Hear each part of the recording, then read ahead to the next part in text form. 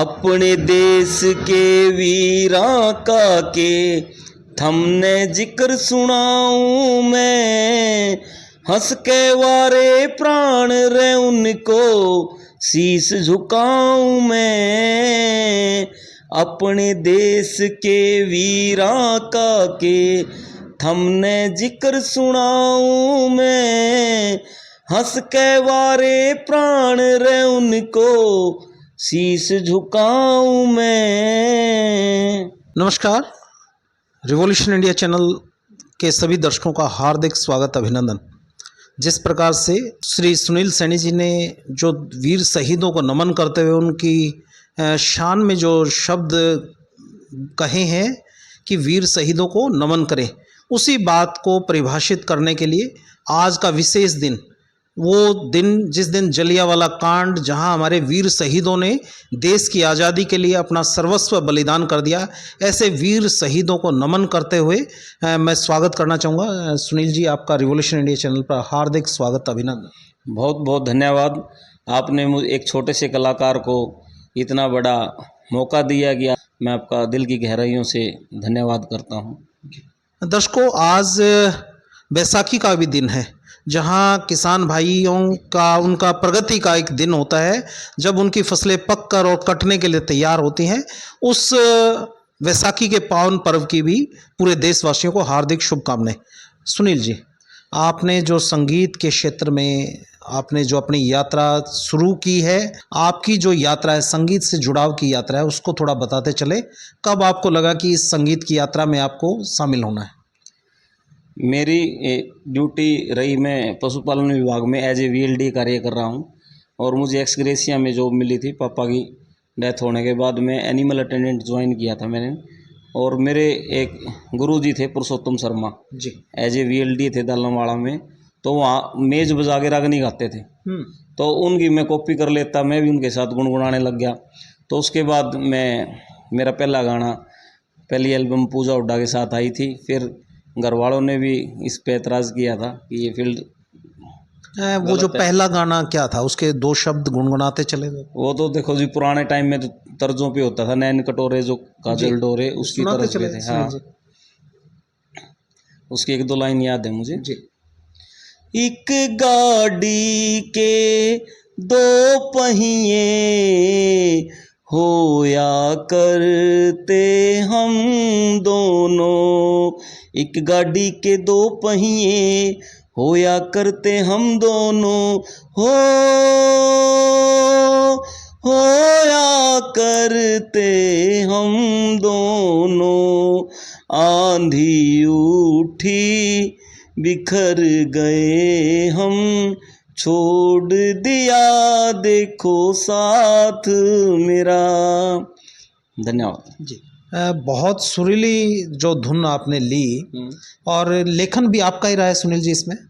लेखन इसमें हमारे साथी थे ND दैया, उन्होंने ND दैया, उनका बड़ा नाम हुआ। राजू पंजाबी के गीत भी उन्होंने बहुत ज़्यादा लिखे हैं जी जी। तो अभी बैसाखी के इस पर्व पे देखो, किसान का दर्द मेरा एक गीत आया है, इमोशनल गीत है, और मेरे साथी बोलोडी गाना ने लिखा था जी। और अभी देखो 1-2 दिन पहले आंधी भी आई और फसल की बर्बादी भी हुई, नुकसान भी हुआ है जी। तो उस पर मेरा एक गीत आया, किसान का दर्द जी। वो सुनाते चले, वो किसान का दर्द क्या वो गीत है? आस टूट गई सारी देख ले, ऐसा हाल फसल का हो रहा से, हालत देख ऊपर आले, आज दुखी किसान यो रो रहा से, हालत देख ऊपर आले, आज दुखी किसान यो रो रहा से। किसान से हम सीधे जुड़े हुए हैं, और मुझे पता है एक किसान की आय 1 या 2 किल्ले में कितनी होती है, उस पर कितना खर्च आता है और कितना बचता है। वो किसान खेती के साथ पशुपालन का कार्य भी करता है, उसमें भी पशुओं में बहुत ज़्यादा नुकसान हो जाता है। तो किसान का तो सबसे ज़्यादा कष्ट का जीवन में मैंने प्रैक्टिकल रहा हूँ, क्योंकि सीधी एक VLD की जो सीधा जुड़ा होता है किसान से जी। तो हमें पता है चीज़ों को, फिर उस पर फीलिंग्स आती हैं। हर मौके पे मेरा एक गीत है जी। सुनील जी, जिस प्रकार से आज इस हरियाणवी फिल्म जगत या आप सिंगिंग का जो क्षेत्र है, इसमें कंट्रोवर्सी का ज़माना है। गंद कल्चर, गन कल्चर, ये एक विषय अपने आप में आज ज्वलंत मुद्दा है। आप किस प्रकार से इस विषय को देखते हैं? कितना आप इस विषय को जायज़ मानते हैं? क्या कलाकारों को सामाजिक मुद्दों पर काम नहीं करना चाहिए? क्या गंद कल्चर और गन कल्चर पर ही काम किया जाना अति आवश्यक है? चलो एक बात बताऊंगा जी, जो लोकप्रियता की आंधी होती है ना, उसमें लोग भूल जाते हैं। अभी मेरे कितने दोस्त हैं जो वीएलडी बन के एचसीएस आईएएस भी बने हैं और ऑफिसर विदेश मंत्रालय में भी गए जी। हैं। उनकी एक सोच थी, विजन था उनका। जी। तो इसी तरह से कलाकारी में है। आप जोश के साथ अगर आप होश खो देगा ना, मेरे को बहुत लोगों ने कहा, अरे के डॉक्टर तू ऐसे गाने काटने लग रहा है, बदमाशी है काट। भाई सारे काम तेरे पे पूछे को नहीं हो जी।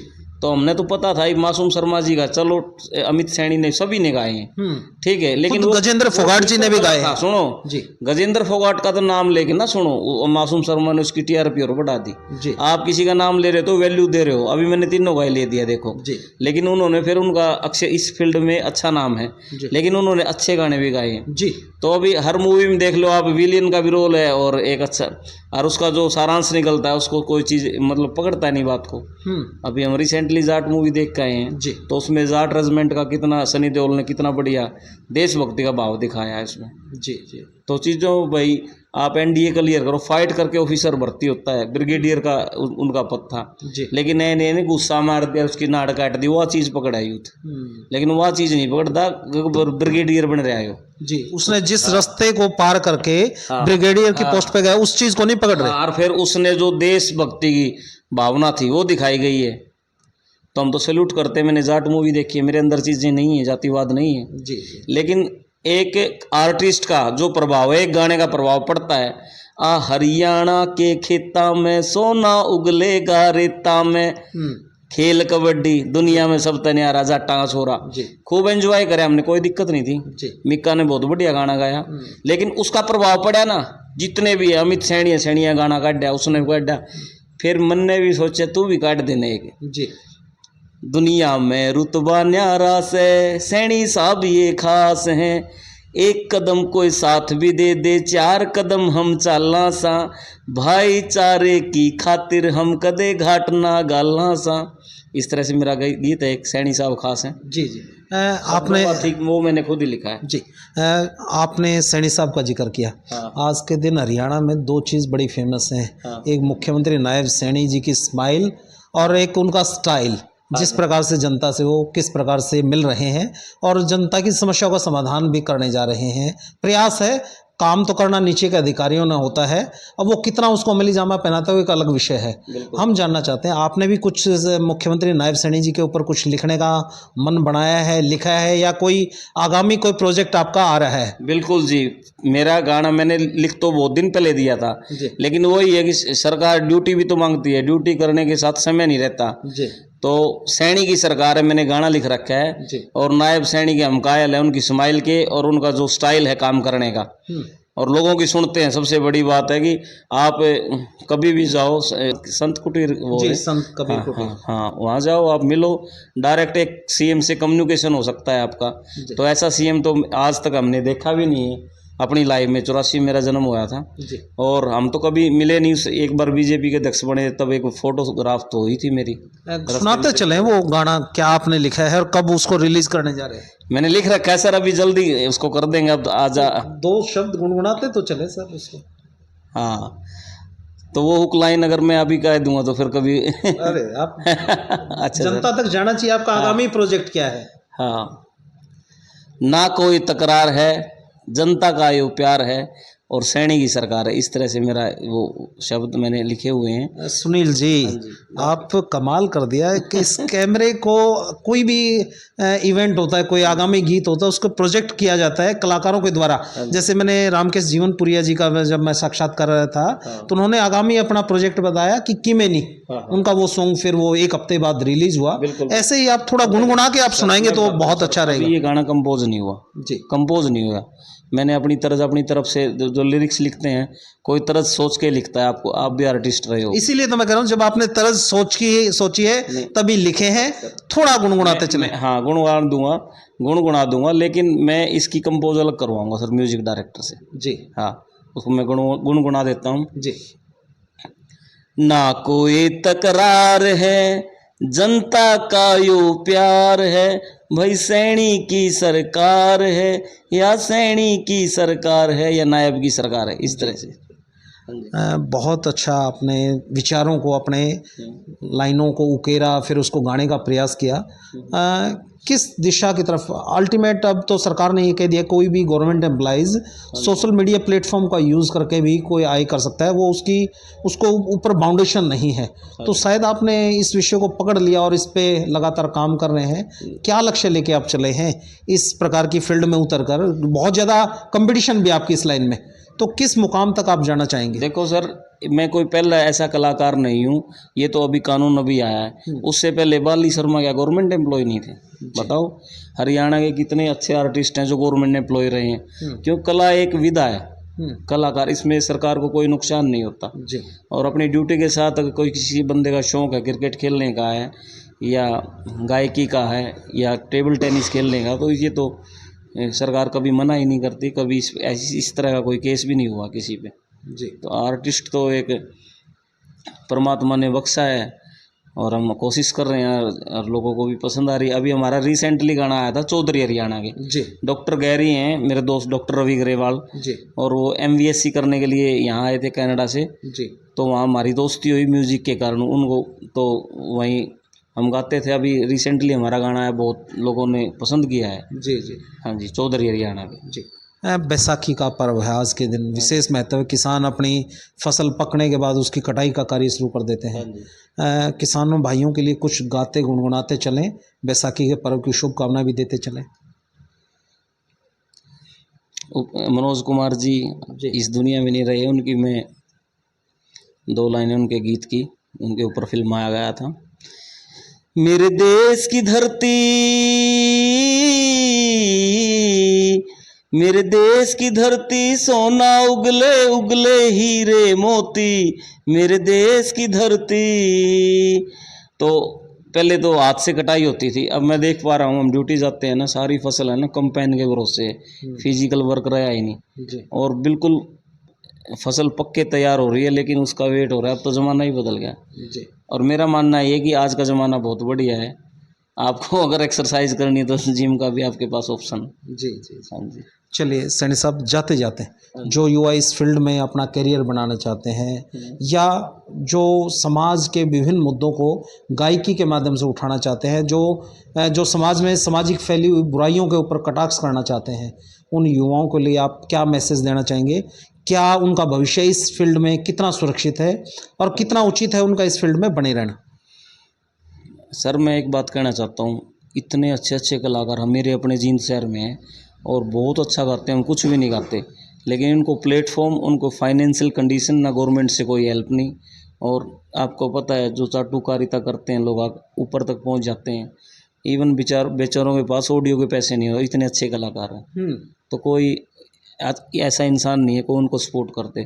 तो मैं तो सरकार से कहूँगा कि अच्छे एक फेयर डीलिंग करते हुए अच्छे कलाकारों को मौका दो और भर्तियाँ करो उनकी। जी। जी। उसमें डिग्री है क्या? एक बात बताओ, हंसराज हंस जी, उन कितने बड़े महान गायक रहे, उनको PhD की उपाधि भी दी गई और शायद वो इतने पढ़े लिखे नहीं थे। मुझे ऐसा लगता है, ज़्यादा जानकर तो पुश्तैनी होती है या कंठ में, गाने का मतलब तो गाना ही है जी। तो कलाकारों को मौका मिलना चाहिए और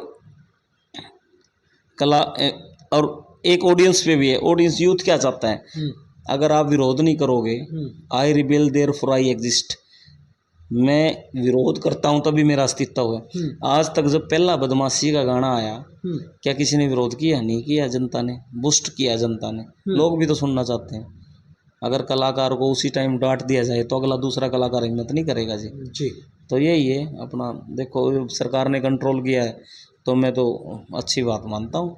नहीं, आपने बहुत बड़ी बात कही कि इस प्रकार के गन कल्चर और गंद कल्चर पर बैन होना चाहिए। सरकार के फैसले का आप स्वागत करते हैं।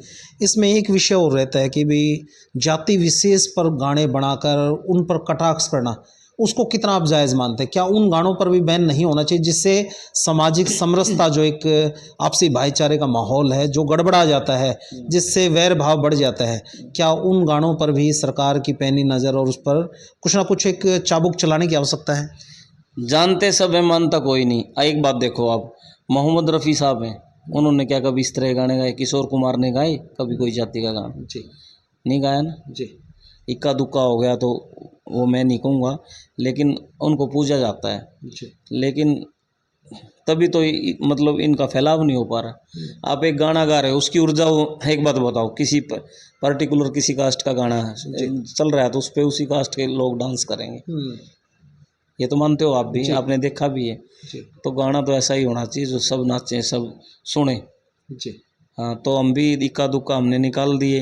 अब सैनी समाज के गाने तो कहते भी हैं, हमारी ऑडियंस भी कहती है भाई अपने लिए, बिरादरी के लिए गाना लेकिन निकालो। किसी दूसरी बिरादरी पर कटाक्ष ना हो वो हाँ, उसमें नहीं, मेरे शब्द देख लो आप, सैनी साहब खास है ना, एक बार सुनो। मेरे दोस्त हैं, उन्होंने इतना बहुत अच्छा लिखा, उस पर तो इस तरह के कोई वल्गर शब्द भी नहीं यूज, कुत्ता बिल्ली इस तरह के कोई शब्द, वो तो अच्छा नहीं लगता ना, किसी को नीचा आप डिग्रेड कर रहे हो। जी जी चलिए सैनी साहब, आपने अपना कीमती समय दिया, उसके लिए आपका हृदय से बहुत बहुत आभार। और दर्शकों को इसी सोच और इसी विचार के साथ छोड़े चलता हूँ। निश्चित तौर पर युवाओं के लिए एक सुनहरा अवसर है, यदि उसको सकारात्मक तरीके से, पॉजिटिव तरीके से आप लें तो आपके लिए एक मंच भी है। मैं नागेंद्र शर्मा जी जो हरियाणा कला परिषद के निदेशक हैं, उनसे मैं चर्चा कर रहा था इंटरव्यू के दौरान। मैंने कहा जी किस प्रकार से इस कला को और प्रचारित प्रसारित किया जाए। उन्होंने कहा कि इस प्रकार के कलाकारों को जब हम ज़्यादा से ज़्यादा मंच देंगे तो निश्चित तौर पर कलाकार की वैल्यू भी बढ़ेगी, उनकी आर्थिक मदद भी होगी, उनको प्लेटफॉर्म भी मिलेगा। तो निश्चित तौर पर ये विषय अपने आप में सरकार के स्तर पर भी है कि वो ज़्यादा से ज़्यादा लोगों को मंच मुहैया कराए।